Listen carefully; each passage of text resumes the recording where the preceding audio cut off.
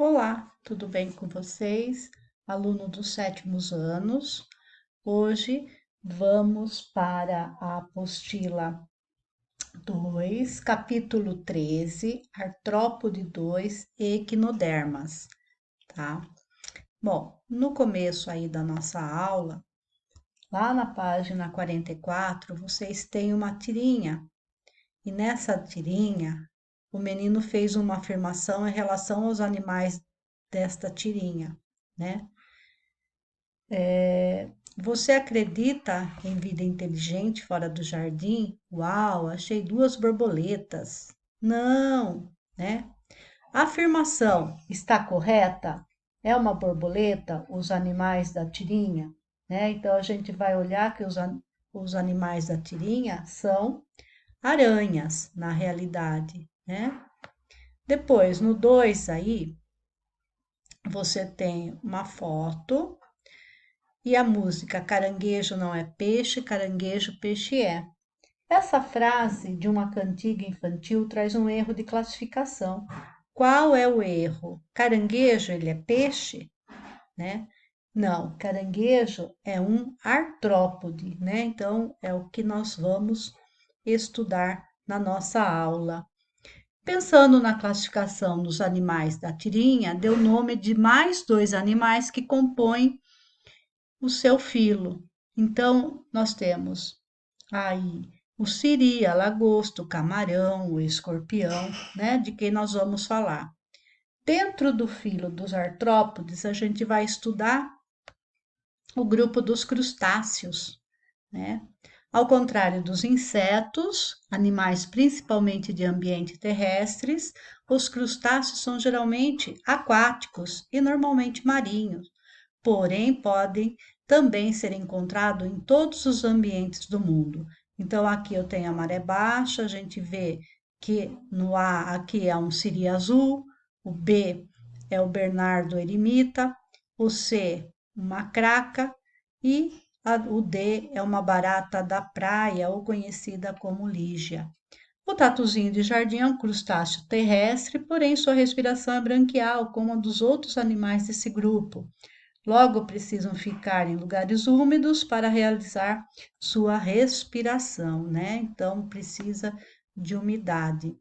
Daí, nós vamos ter a divisão do corpo, né? Então, a gente vê que aqui a gente tem o cefalotórax, né?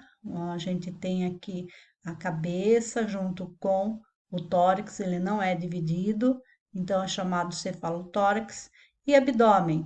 Aqui a gente tem as patas para andar e as patas para nadar. Depois aqui nós temos o tatuzinho de jardim, então eles são exemplo de crustáceos. Camarões, lagostas, siris, caranguejos e parentes, né, e outros, têm enorme importância econômica, por são capturados e processados como variado alimento industrializado. Em outras regiões do globo terrestre, representam a maior parte do alimento disponível para algumas populações litorâneas. Já existe uma aquicultura relativamente bem desenvolvida, Já existe uma aquicultura relativamente bem desenvolvida em muitos locais do planeta, onde verdadeiras fazendas aquáticas produzem interessante quantidade de alimentos e nutrientes, os quais poderão solucionar parte do problema que envolve a fome no mundo. A aquicultura consiste no desenvolvimento e estudo de técnicas reprodutivas e de cultivo em condições adequadas de peixes, crustáceos, moluscos e de outros organismos que vivem em ambiente aquático, né? Então, aí tem o conectando, vocês têm aí uma leitura aí para fazer. E na página seguinte, né, siri o caranguejo, né, a diferença do siri e caranguejo, né? Do lado esquerdo a gente tem o siri azul, né, o nome científico, siri, o caranguejo, o sá, o nome científico. Então, a gente vê que o siri é um animal adaptado à natação, por isso seu último par de pernas é achatado, como forma de remo, né? O caranguejo anda sobre substrato, né? Por isso, seu último par de pernas é pontudo para facilitar a sua locomoção. Então, quando eu olhar para eles, eu sei que eles têm algumas diferenças e as diferenças estão no último par de pernas. Agora nós vamos falar do grupo dos aracnídeos, né?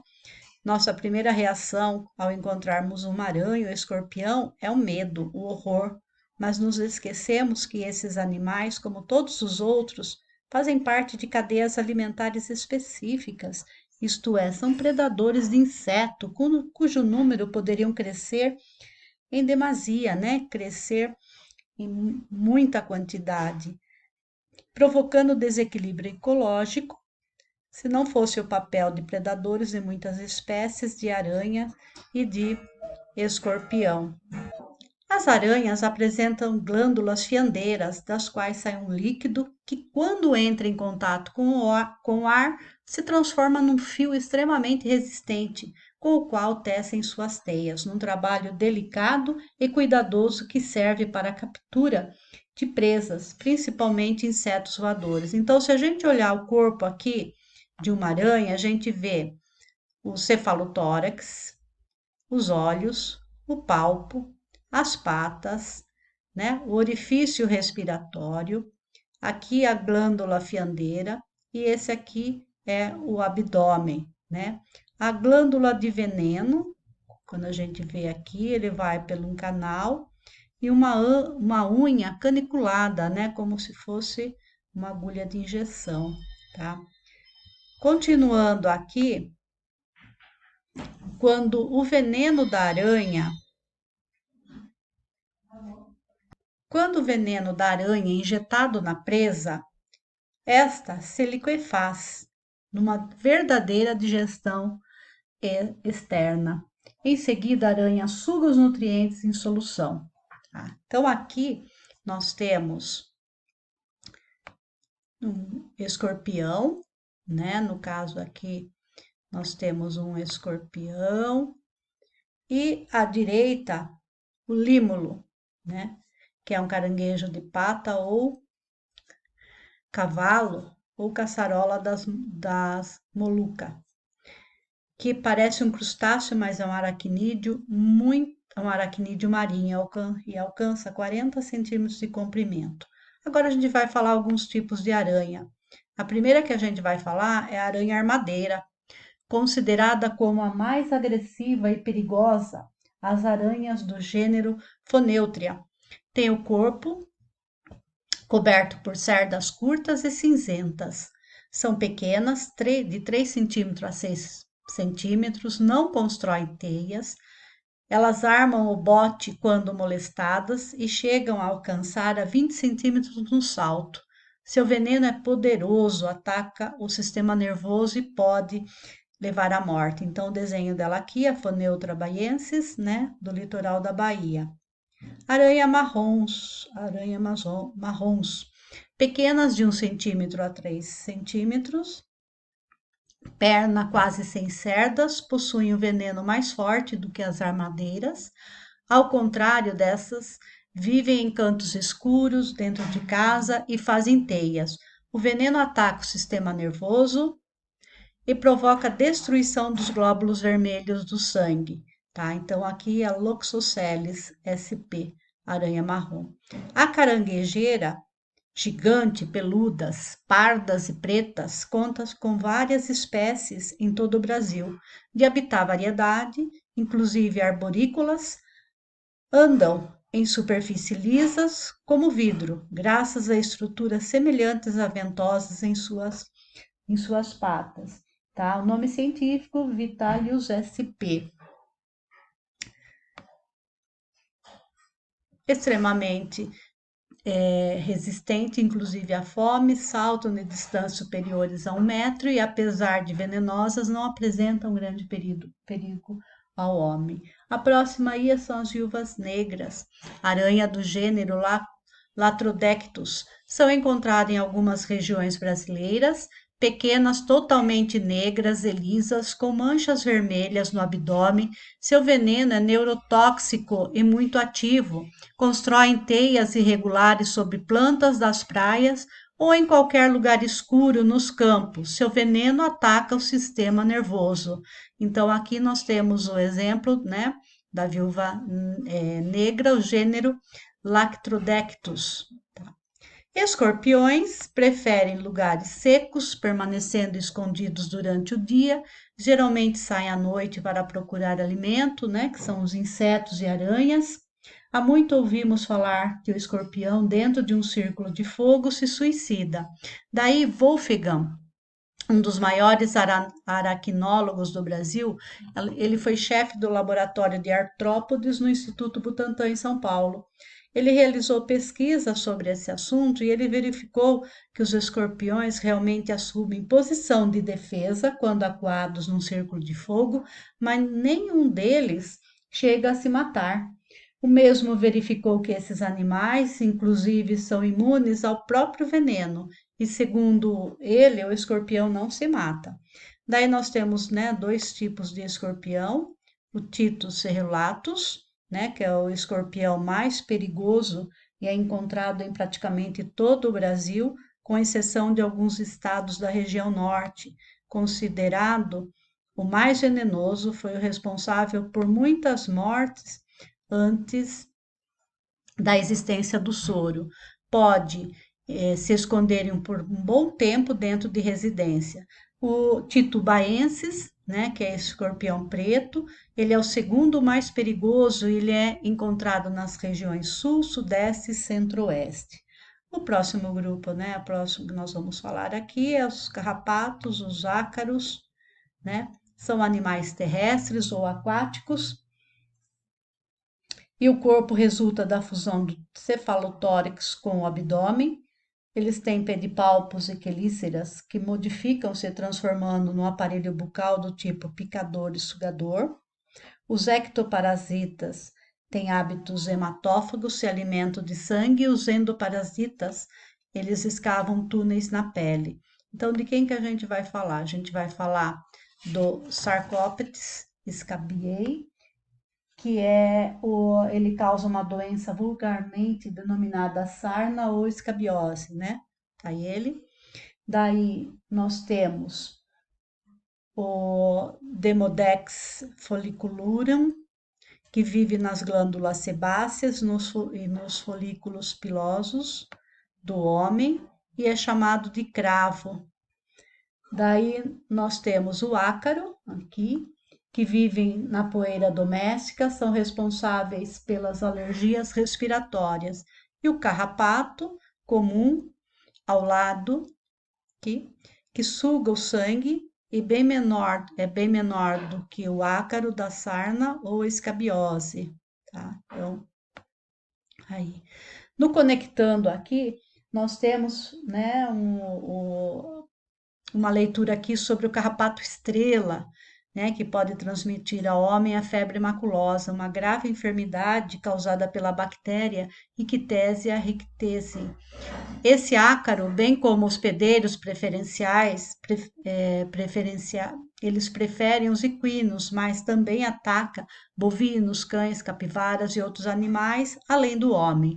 Nos últimos anos, por falta de predadores naturais, o número de capivaras vem aumentando em algumas áreas urbanas do interior do estado, e com isso, né, aumenta o caso de febre maculosa, né? Tem um aumento muito grande, certo? A gente precisa ter cuidado com esse carrapato estrela.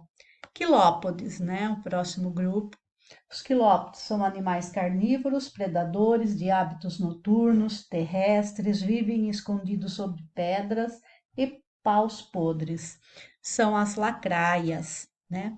Possuem forcípulas, então aqui eu tenho o desenho de uma lacraia, possuem forcípulas que inoculam veneno para imobilizar sua presa. Nos seres humanos, esse veneno pode provocar dor, vermelhidão, inchaço. Seu corpo é robusto, amarelado e impressionantemente ágil. Então, eu tenho um exemplo, né, do grupo do quilópode. a lacraia. Do lado direito aqui eu tenho o piolho de cobra, né? Que o piolho de cobra, ele é um diplópode. O diplópode são animais terrestres, vivem em lugares úmidos e escuros e movem-se lentamente com as numerosas patas que possuem. Herbívoros, alimentam-se de materiais em decomposição, possuem glândulas de secreção fétida como defesa. Então, se você tocar nela, né, se um animal for predador, a defesa dela é soltar uma secreção, né, fétida. São os piolhos de cobra, também chamados de embuás ou gongolôs. Agora, aqui no final da apostila, pessoal, veio equinodermas. E a gente já estudou equinodermas lá na página 25, logo depois das lulas. Então, aqui está com erro, né? Na realidade, eles fizeram um erro aqui, o... eles colocaram uma parte aqui de equinodermos, a introdução aqui, e foi falado de equinodermos lá na página 25, quando a gente estudou moluscos. Então, agora aqui a gente não vai tocar na parte de equinodermos, porque a gente já falou anteriormente, tá? Foi um erro aqui da nossa apostila. Então, agora vocês vão para as atividades, né? E as atividades aqui também está junto equinodermas. Então, a gente só vai fazer atividade referente aos artrópodes. Então, quais são essas atividades que vocês vão fazer? A número 3, a 4A, somente a letra A. Então, a 3, a 4A, vocês vão fazer a 5, a letra A, a 5, a letra A. Vocês vão fazer a 8,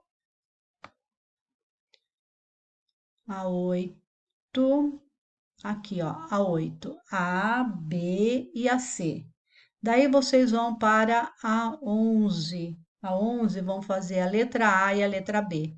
Então, voltando, vocês vão fazer a 3, a 4A, a 5, 8ABC e a 11AB.